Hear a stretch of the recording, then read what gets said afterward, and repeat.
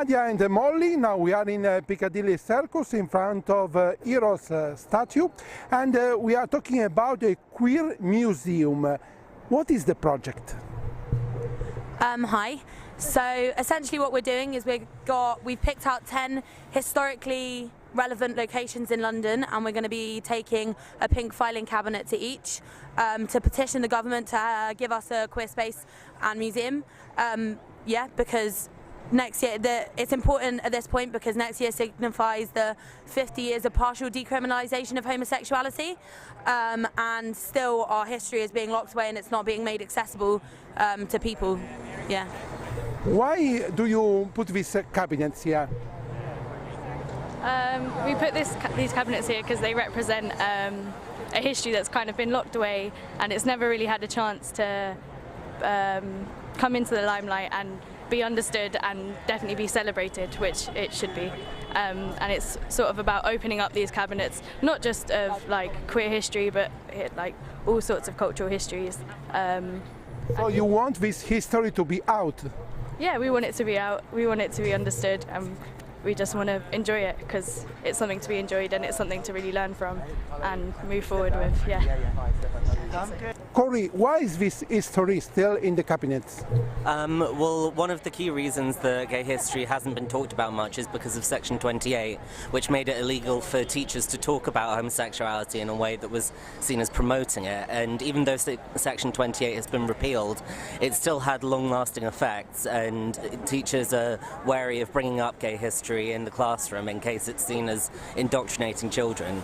And that's led to a sort of further silencing of queer histories which have been swept under the carpet traditionally. Salma, why is this museum so important?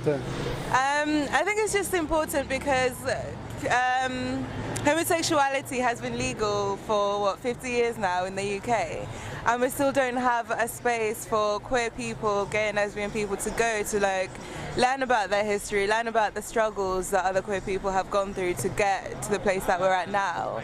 And I just think it's a shame because London is, owes a lot of its culture to gay culture, and it's one of the biggest tourist destinations in the world. And we still don't have a space. New York has a space, Berlin has a space, and I think we need to bring ourselves up there with the rest of the big cities in the world, in terms of gay rights.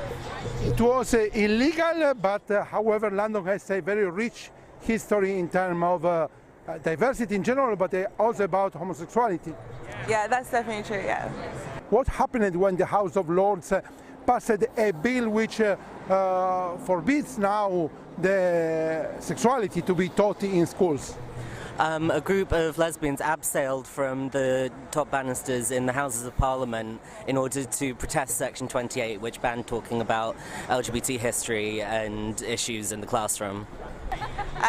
We've got spaces like Soho, which is just like such a great space for gay people, and it's just, it's a shame that we don't have a tribute to the gay people that have contributed to London culture and British culture. So I think even just as a tribute to those people, I think it would be great to have that space. And this is also a way to stress the importance of diversity in a moment when diversity is somehow under attack. Yeah, exactly. Especially after the year we've had, with Orlando and just the various other things that have happened in terms of prejudice, not just in discrimination, not just against queer people, but against black people, against Muslims. I think it's so great to just keep on building these monuments to diversity. Yeah. 3, 2, 1.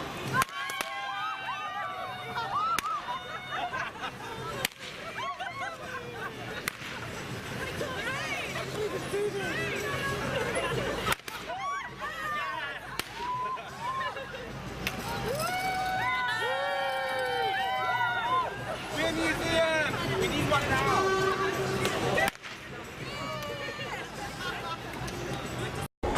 Ari, why is it important to have this museum? Well, we just live in an age where the human beings being constantly dehumanized by the state and by government forces that have way too much power. So, although we do live in an age of individualism, and people are more quite often more empowered to be individuals. Well, they're also really controlled by the state. So we're here to like reclaim a bit of public space to debate this idea, and also to work on this idea of a museum, you know, and what we can learn from history and why we would put. Because the past teaches Exactly. something for the future. Well, it's definitely very informative to have an historical perspective, and history is always told by a very specific group of people, so it's really important to get other voices in the context, and to have a place where we can research and explore common history. It's a really important thing that people try to erase, the kind of various forms of other, and it's one of the big antagonisms of our time. Liz, why is it important to have this museum in London? So I think it's very important to have a heritage museum in London because this is a group of people who are inspirational, they're intelligent, they're smart, they're incredible, and they've been through so much to get to the liberties that they have today, and all the people that fought for that deserve to have their stories told, and there's so much more that we need to do. There's so much more progress that has to be made, and to educate people will open their minds and make them comfortable with it and show that these are people that want to be who they are and love who they love, and that's beautiful and it's magnificent, and we should all be for it.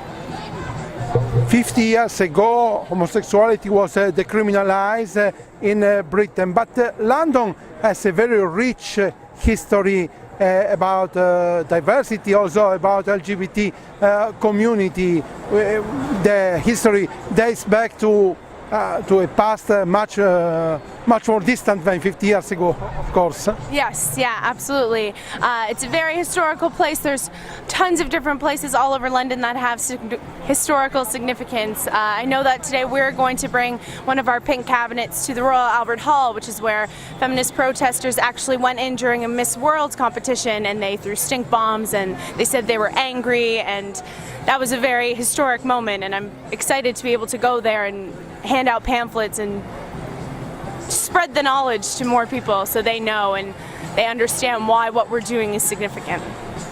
Yeah. And what about education? Education is one of the most transformative forms of empowerment, and definitely is a big aim for the queer movement to get better education into schools and into young people, because it's also a thing that's been criminalized, you know, like you've been... But now it is forbidden to educate about this topic. And you see the effects of that and the statistics about LGBTQI communities feeling victims of bad sexual health practices and lack of awareness on a lot of issues. So yeah, that's definitely something to be focused, fighting.